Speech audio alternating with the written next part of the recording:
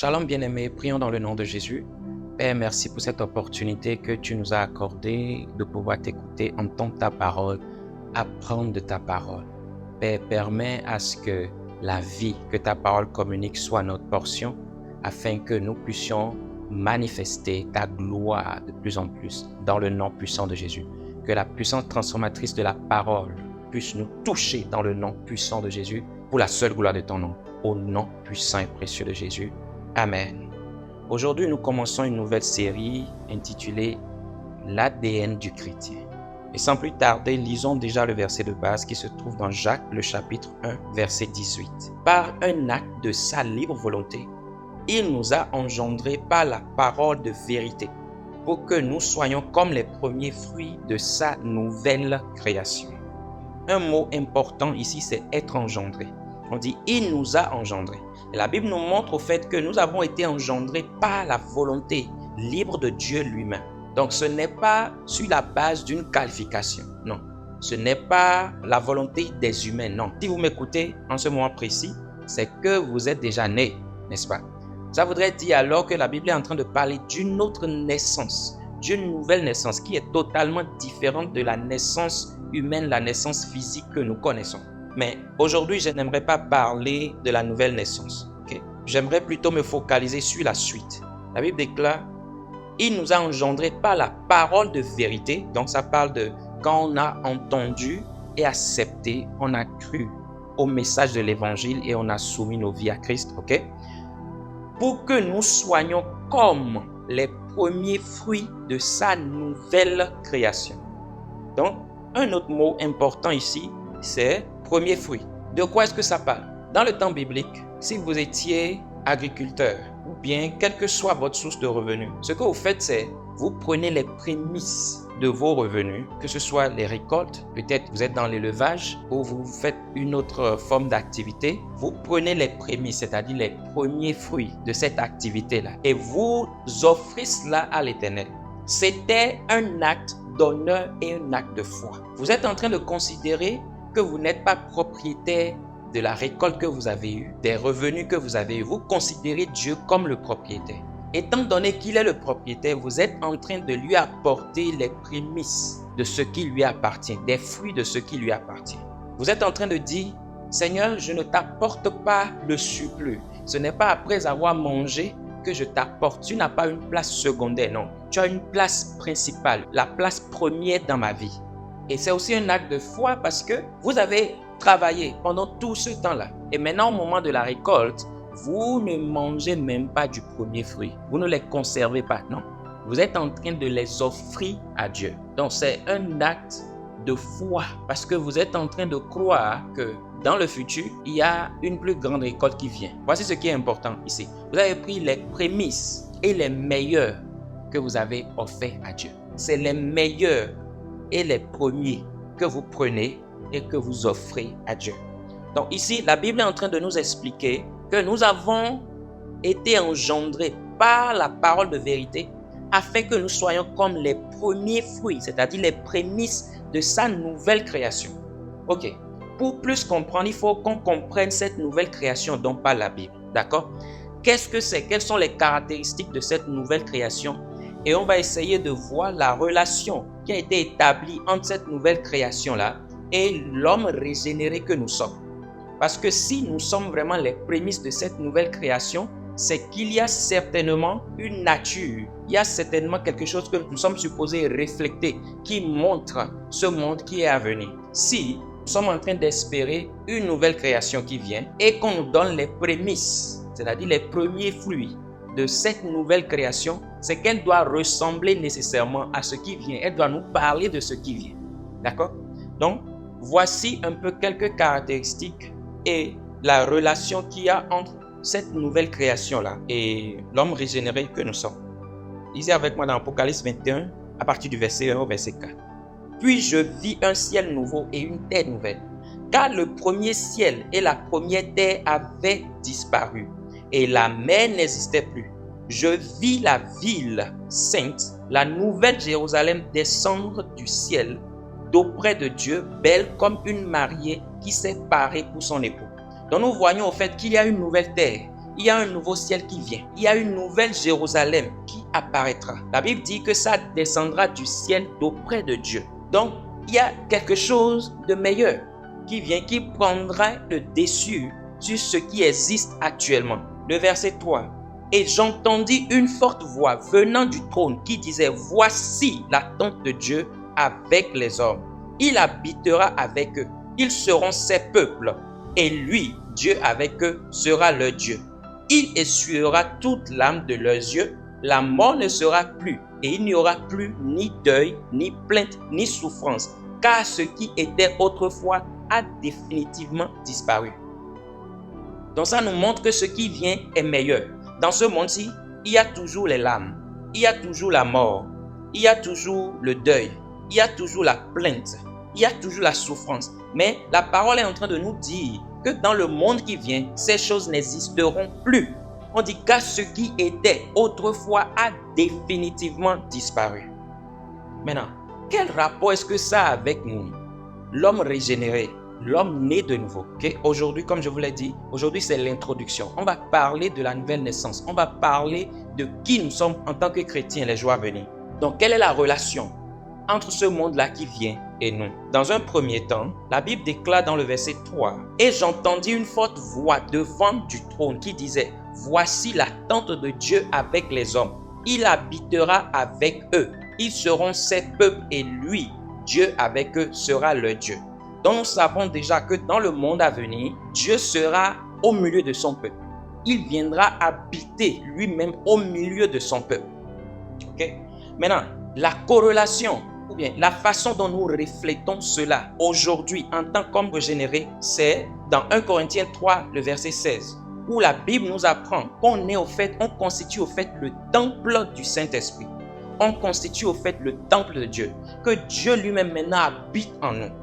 Donc demain, dans le monde à venir, la Bible est en train de nous expliquer que le peuple qui existera, c'est-à-dire le peuple de Dieu, Dieu lui-même viendra habiter parmi ce peuple. Mais étant donné que nous sommes déjà les prémices, nous sommes les premiers fruits de ce monde à venir, nous sommes les premiers fruits de cette grande joie, de ce grand privilège à venir, la Bible déclare qu'aujourd'hui déjà, nos corps constituent le temple de Dieu. Dieu lui-même habite déjà en nous. Imaginez la vie avec Dieu habitant au milieu de son peuple. On a dit que cette vie-là, ne sera plus remplie des larmes. Il n'y aura ni deuil, ni plainte, ni souffrance.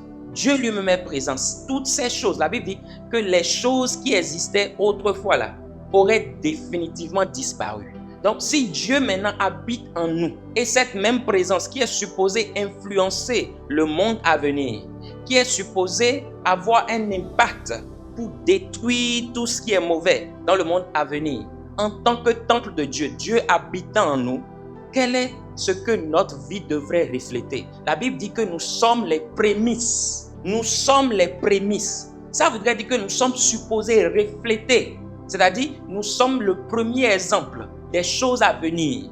Nous sommes le premier exemple de ce monde-là qui est supposé venir, de cette nouvelle création. La Bible va parler de nouvelle création. Donc c'est une nouvelle, elle n'existait pas. Et la Bible déclare maintenant que nous constituons les prémices. Ça veut dire les premiers et meilleurs. Autre chose à noter dans le monde à venir, la mort ne sera plus. Dans Jean 5, le verset 24, la Bible nous explique, oui, vraiment, je vous l'assure, celui qui écoute ce que je dis et qui place sa confiance dans le Père qui m'a envoyé possède dès à présent la vie éternelle et il ne sera pas condamné. Il est déjà passé de la mort à la vie. Dieu est en train de nous montrer que dans la création à venir, la mort n'aura plus de pouvoir, la mort n'aura plus de contrôle. Mais la Bible nous explique qu'en tant que régénérés déjà, parce que nous avons reçu Christ, nous sommes déjà passés de la mort à la vie ici. Parce que nous sommes supposés refléter cette vie-là qui vient.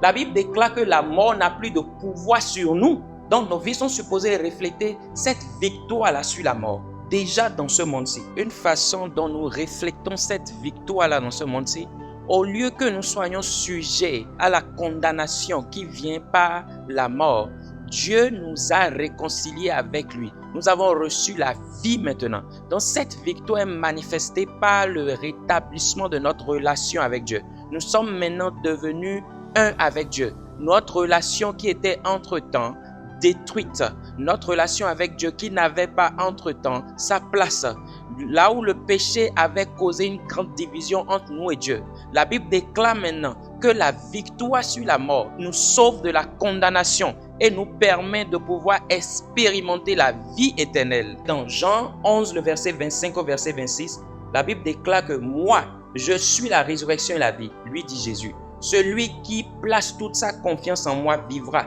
même s'il meurt. Et quiconque vit et croit en moi ne mourra jamais. Vois-tu cela? Il est en train de dire que la mort ne sera pas notre point final. La mort n'aura pas le contrôle de nous garder. Non, non, non. La Bible explique que Christ, quand il est mort, il est allé dans le séjour des morts. Il a combattu le diable. Il a pris la clé du séjour des morts. Donc la mort ne devient plus comme une prison. Non. C'est-à-dire, après la mort, nous avons l'assurance d'une vie qui vient. Vous comprenez? La victoire sur la mort est certaine. L'assurance d'une vie qui vient après la mort. Donc la mort n'est pas le point final. C'est pour ça 1 Thessaloniciens 4,14 dit, en effet, puisque nous croyons que Jésus est mort et ressuscité, nous croyons aussi que Dieu ramènera par Jésus et avec lui ceux qui sont morts. Donc la mort n'est pas un point final. La victoire sur la mort est déjà manifeste. Nous devons refléter cette victoire-là. Nous avons reçu la vie éternelle. La condamnation qui nous était destinée par maintenant la puissance de l'Esprit.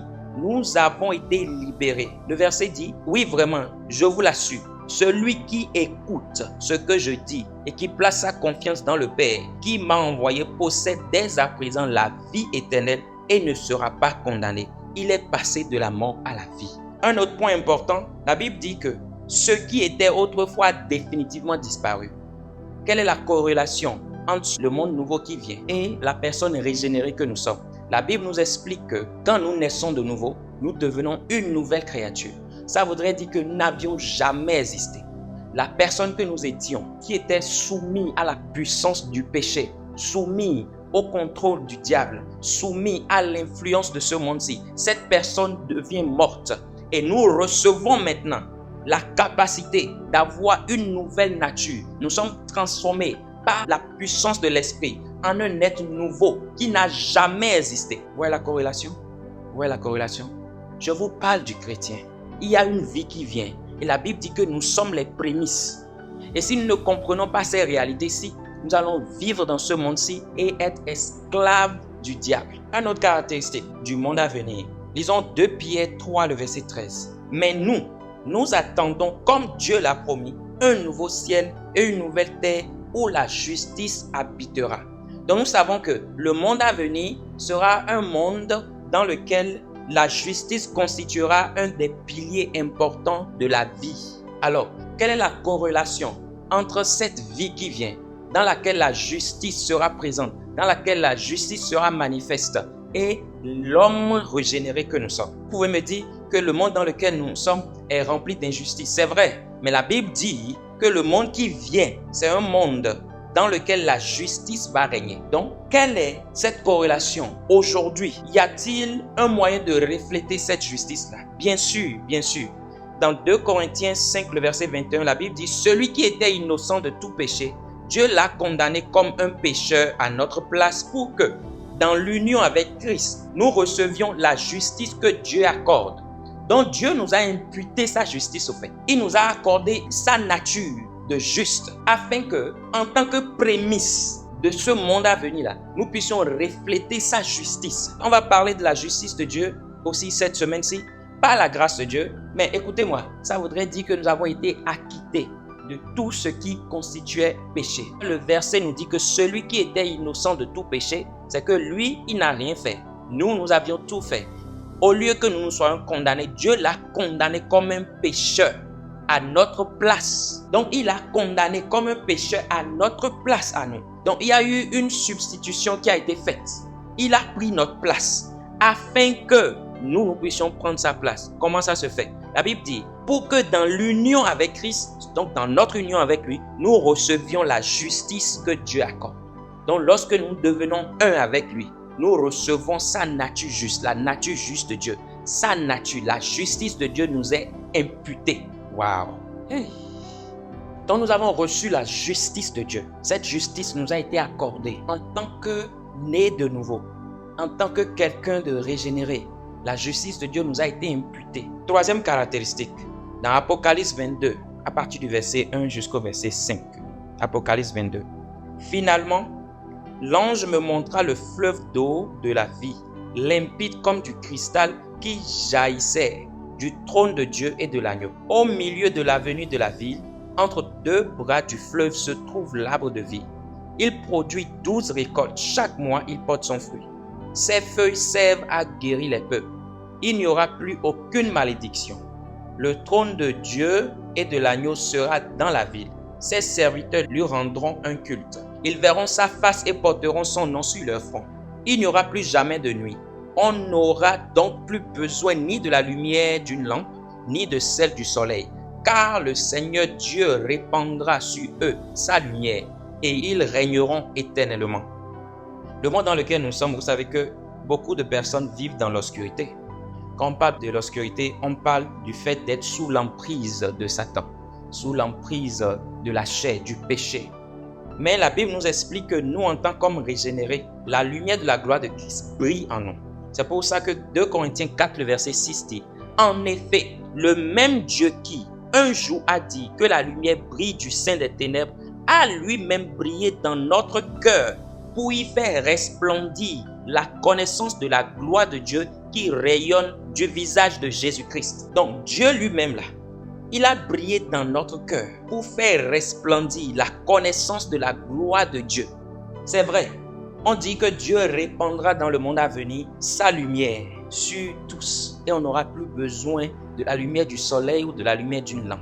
En tant que prémisse, il nous a impacté de la lumière de la connaissance de la gloire de Dieu qui rayonne du visage de Jésus-Christ. Dieu a lui-même brillé dans notre cœur pour y faire resplendir la connaissance de la gloire de Dieu. Vous voyez, de la même façon qu'il fera briller sa lumière sur son peuple dans le monde à venir. Dieu nous a envoyé premièrement pour dire, voici ce à quoi ressemblent les choses qui viennent, mais il y a plus qui vient. Voici les premiers et les meilleurs, mais il y a plus qui vient. Mais est-ce que nous reflétons la vie à venir? Est-ce que nous reflétons l'investissement de Dieu dans nos vies, dans ce monde-ci, qui parle de cette vie à venir? Ou bien est-ce que, comme les hommes qui sont sous l'emprise des ténèbres, nous-mêmes nous nous retrouvons emprisonnés, enchaînés, et nous reflétons les routines de ce monde-ci? Apocalypse, le chapitre 22, je lis le verset 2 rapidement qui dit qu'au milieu de l'avenue de la ville, entre deux bras du fleuve se trouve l'arbre de vie. Il produit 12 récoltes. Chaque mois, il porte son fruit. Ses feuilles servent à guérir les peuples. Et dans Jean 7, le verset 37 au verset 39, la Bible nous montre la corrélation. Comment est-ce que nous reflétons cette chose à venir là?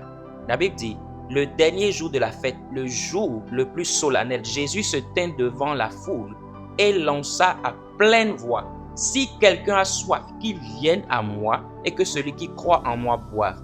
Car comme le dit l'Écriture, des fleuves d'eau vive jailliront de lui. En disant cela, il faisait allusion à l'esprit que devaient recevoir plus tard ceux qui croiraient en lui. En effet, à ce moment-là, l'esprit n'avait pas encore été donné parce que Jésus n'était pas encore entré dans sa gloire. Maintenant, nous savons que Jésus est entré dans sa gloire. Nous savons que l'esprit a été donné depuis le jour de la Pentecôte, le baptême de cet esprit-là. On a vu la manifestation de ce baptême-là. Et aujourd'hui, nous expérimentons cette même chose. La Bible dit que des fleuves d'eau jailliront de nous, des fleuves d'eau vive. De la même façon que dans l'Apocalypse, la Bible a parlé des fleuves entre lesquels se trouve l'arbre de vie. De la même façon, nous aussi, nous avons reçu ce fleuve de vie aujourd'hui par le biais de l'Esprit de Dieu. Nous sommes appelés à manifester cette vie-là. J'essaie d'aller très vite, s'il vous plaît. Il n'y aura plus aucune malédiction. Verset 3. On dit, le trône de Dieu et de l'agneau sera dans la ville. Ses serviteurs lui rendront un culte. Et nous avons vu aussi dans Galates 3, le verset 13, que Christ nous a libérés de la malédiction que la loi faisait peser sur nous en prenant la malédiction sur lui à notre place. Il est en effet écrit, maudit est quiconque est pendu au gibet. Donc, la malédiction qui a commencé dans Genèse, le chapitre 3, où nous avons vu la malédiction qui a été mise sur la race humaine. Jésus, lui, il est venu maintenant pour prendre cette malédiction-là. Donc, la malédiction qui, par le biais du péché, a corrompu l'humanité. La Bible déclare que par le biais de Christ maintenant, cette malédiction n'existe plus. Donc, c'est comme ça que nous reflétons cette vie-là qui vient. C'est pour ça que vous devez comprendre que le chrétien n'est pas appelé à être sous le joug de la malédiction. Est-ce que je dis qu'on ne peut pas se retrouver avec un joug de malédiction? Non, je n'ai pas dit ça. Mais je dis, le système que Dieu a mis en place, son intention, nous ne sommes pas appelés à refléter la malédiction. Non, mais par contre, à refléter ce monde-là qui vient où la malédiction n'existera plus. Simplement parce que le trône de Dieu et de l'agneau existe là. Maintenant, ce même trône-là existe dans nos cœurs, n'est-ce pas? Ce même trône-là existe dans nos cœurs. Parce que Paul pouvait dire que ce n'est plus moi qui vis, c'est Christ qui vit en moi. Il dit, ma vie en tant qu'homme, je la vis maintenant dans la foi au Fils de Dieu qui, par amour pour moi, s'est livré à la mort à ma place. Donc, qu'est-ce que ça voudrait dire? Il est en train de dire, je ne suis plus au centre de ma vie. Je ne gouverne plus ma vie. Le trône qu'il y a maintenant au centre de ma vie, c'est le trône de Christ en moi. Le trône maintenant, c'est le trône de Dieu. Moi-même, je ne contrôle plus ma vie. Non, je vis pour lui. Et nous allons aussi, par la grâce de Dieu, parler des malédictions dans les jours à venir, des malédictions, des bénédictions. Je n'ai pas dit qu'on ne peut pas se retrouver avec des malédictions. Mais je vous explique que le plan de Dieu, ce n'est pas qu'on soit sous le joug de la malédiction. Ça n'a jamais été le cas. La Bible explique qu'il a pris nos malédictions afin que nous puissions être bénis. Il a pris notre place de maudit afin qu'on puisse prendre sa place de béni. La vie que nous vivons maintenant, c'est la vie de Christ. Ce n'est pas une vie de malédiction, c'est la vie de Christ. C'est cette vie-là que nous sommes supposés refléter. Je cherche à vous montrer que le chrétien est plus que ce qu'on a toujours pensé. La vie qu'on est supposé refléter est clairement définie dans la Bible. Ce qu'on est supposé être est clairement défini dans la Bible. Je ne l'ai pas écrit. Ouais, le problème qu'on a souvent, c'est qu'on est habitué à définir la vie chrétienne sur la base de nos expériences. Vous me voyez ici, si je lis par exemple quelque chose dans la Bible et que je vis le contraire, je ne vous dirai pas que c'est écrit, mais bon, ceci, mais cela. Non, je vous dirai ce que la Bible a dit parce que je comprendrai que j'ai manqué de connaissances dans un domaine donné. J'essaierai de comprendre ce qui m'est arrivé et de corriger cela. Mais je ne vais pas remplacer la vérité de la parole par mon expérience. C'est ce qui se passe dans l'église. On dit, la Bible écrit ceci, la Bible écrit cela, la Bible a dit ceci, mais ceci, mais cela. Si nos mains ne sont pas validées par la parole de Dieu, elles n'ont pas leur place. Aujourd'hui, nous avons changé, modifié ce que Dieu lui-même a mis sur pied en tant que vie chrétienne. Nous avons ajusté et adopté la vie que nous pensons devrait être la vie chrétienne. Et bizarrement, ce n'est pas qu'elle est meilleure que ce que Dieu a planifié. Si tu manques de voir ce que la parole dit dans ta vie, il y a un problème quelque part. Mais ne dis pas que c'est écrit, mais il y a telle autre chose. Si ce n'est pas ce que Dieu dit. Donc, parfois, nous nous mettons nous-mêmes sous des jougs. Parce que ce que tu crois, tu l'auras. Certainement, il n'y a rien à faire. La façon dont tu penses influencera ce que tu crois. Donc, l'information que tu acceptes, si elle n'est pas l'information qui vient de Dieu lui-même, de sa bouche, de sa parole, si elle n'est pas l'information que l'Esprit révèle, si elle est basée soit sur ton expérience dans le monde ou sur ton expérience après que tu aies commencé ta marche chrétienne et tu veux remplacer ce qui est écrit par ce que toi tu as expérimenté, ce que quelqu'un t'a enseigné, si c'est contraire à la parole de Dieu, elle n'est pas la vie chrétienne que Dieu a planifiée. C'est clair.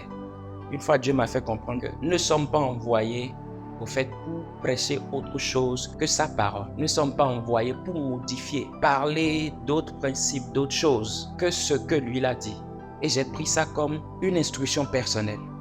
J'ai su que je suis appelé à être câblé sur ce que je lis. Si je ne vois pas ce qui est écrit, c'est qu'il y a un travail que je dois faire pour que ce résultat soit visible dans ma vie. Mais ça ne veut pas dire que je dois redéfinir ce que Dieu a écrit. Je n'ai pas défini les règles de la vie chrétienne. Non, ce n'est pas moi qui m'ai donné la nouvelle naissance ou ce n'est pas moi qui donne la nouvelle naissance à qui que ce soit. Celui qui l'a fait a un plan. Et il a dit, voici ce à quoi cette vie-là doit ressembler. Si tu ne la vois pas ainsi, c'est qu'il y a un problème quelque part. Cherche la solution à ce problème-là. Le verset 4 du passage qu'on lisait, Apocalypse 22, nous fait comprendre que les serviteurs de Dieu, ils verront sa face et porteront son nom sur leur front. Et la Bible nous montre déjà que dans le Nouveau Testament, nous avons été scellés par l'Esprit qui a été promis. Donc nous avons aussi reçu un sceau, vous voyez. Nous portons aussi une marque. Et cette marque-là, c'est l'Esprit de Dieu. Éphésiens 1, verset 13. Et en Christ, vous aussi, vous avez entendu le message de vérité. Cet évangile qui vous apportait le salut. Oui, c'est aussi en Christ que vous qui avez cru, vous avez obtenu de Dieu l'Esprit Saint qu'il avait promis et par lequel il vous a marqué de son sceau en signe que vous lui appartenez. Vous voyez? Donc de la même façon que dans le futur, le nom du Seigneur sera gravé sur notre front pour montrer que nous lui appartenons. Il nous a déjà, en tant que les prémices de ce monde-là à venir, il nous a déjà marqué par son esprit. Nous avons reçu un sceau par l'Esprit de Dieu qui montre que nous appartenons à l'Éternel. Donc imaginez-vous qu'on vit dans ce monde-ci pensant au fait qu'on est comme tout le monde, pendant qu'il y a un sceau qui est sur nous, qui nous départage du monde. Quand le diable tourne, regarde, il te voit, il sait que non, celui-là, celle-là appartient à Dieu. Celle-là, celui-là ne m'appartient pas. Celle-là, celui-là n'est pas sous mon contrôle. Mais malheureusement, quand nous ne prenons pas conscience de ces réalités-ci, nous ne vivons pas la vie que nous devons vivre parce que le diable prend avantage de notre ignorance. Le diable prend avantage de notre ignorance. Et la Bible déclare par la suite, toujours dans Apocalypse 22, le verset 5, « Et ils régneront éternellement. » C'est le dernier point que j'aimerais toucher aujourd'hui. Dans Romains 5, le verset 17, la Bible dit, « Car si, par la faute commise par un seul homme, la mort a régné à cause de ce seul homme, à bien plus forte raison, ceux qui reçoivent l'abondance de la grâce, qu'est le don de la justification, régneront-ils dans la vie par Jésus-Christ lui seul. » Donc Dieu parle du fait que nous allons régner éternellement. Et pour refléter cette vie-là, dans les premiers fruits qu'il a créés, qui est l'homme régénéré, la Bible dit qu'il nous donne déjà sa justification afin qu'on puisse régner dans ce monde-ci par Jésus-Christ. Ça, c'est dans Romains 5, 17. Nous venons juste de lire ça. Dans Éphésiens 2, le verset 6, il nous explique que par notre union avec Jésus-Christ, Dieu nous a ressuscités les uns les autres et nous a fait siéger les uns et les autres dans le monde céleste. Donc nous sommes déjà dans une position où nous sommes supposés régner, nous sommes supposés commander, nous sommes supposés marcher dans l'autorité. Par la justification de Dieu, nous sommes appelés à régner. Et la Bible dit que nous sommes assis avec Christ dans les lieux célestes. Si vous allez dans Éphésiens 1, le verset 20, en la faisant agir en Christ, parlant de la puissance de Dieu, lorsqu'il a ressuscité et l'a fait siéger à sa droite dans le monde céleste. Ok? Donc, nous savons que c'est exactement là où Christ lui-même est assis. Et maintenant, par notre union, la Bible déclare que nous sommes assis à ce même endroit-là. Verset 21. Là, Christ est placé bien au-dessus de toute autorité, de toute puissance, de toute domination et de toute souveraineté. Au-dessus de tout nom qui peut être cité, non seulement dans le monde présent, mais aussi dans le monde à venir. Dieu a tout placé sous ses pieds. Donc nous voyons que Christ, au fait, est placé au-dessus de toute autorité. Donc, assis dans les lieux célestes là. Il est placé au-dessus de toute autorité, de toute puissance, de toute domination, de toute souveraineté.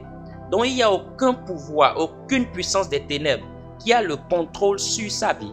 Maintenant, la Bible nous explique que par notre union avec Jésus-Christ, Dieu nous a ressuscités les uns et les autres. Donc, on est ressuscités ensemble. Certaines versions vous diront, on est ressuscités ensemble avec lui. Et il nous a fait siéger ensemble dans le monde céleste. Vous voyez? Donc, s'il est au-dessus de Satan, s'il est au-dessus des dominations, s'il est au-dessus de toute puissance, ça voudrait dire que si nous sommes ensemble avec lui dans les lieux célestes, Dieu nous a aussi accordé une place supérieure à Satan. C'est pour ça que la Bible nous parle du fait que nous pouvons marcher sur Satan lui-même et que rien, aucun mal ne peut nous arriver. Vous voyez, c'est une vie de victoire. C'est une vie de victoire. On n'a jamais dit que les défis ne viendront pas. Mais la Bible nous fait comprendre que nous ne sommes pas appelés à être victime, nous sommes appelés à régner. Je ne l'ai pas écrit, je vous lis ce qui est là. Car si par la faute commise par un seul homme, la mort a régné à cause de ce seul homme, à bien plus forte raison, ceux qui reçoivent l'abondance de la grâce, qu'est le don de la justification, régneront-ils dans la vie par Jésus-Christ.